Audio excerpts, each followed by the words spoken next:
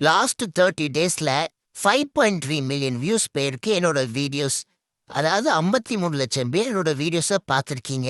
அதில் வெறும் 1% ஃபாலோ பண்ணியிருந்தா கூட 50,000 ஃபாலோவர்ஸ் கிட்ட வந்திருப்பாங்க. ஆனால் எனக்கு என்னமோ 1000 ஃபாலோவர்ஸ் தான் இருக்காங்க.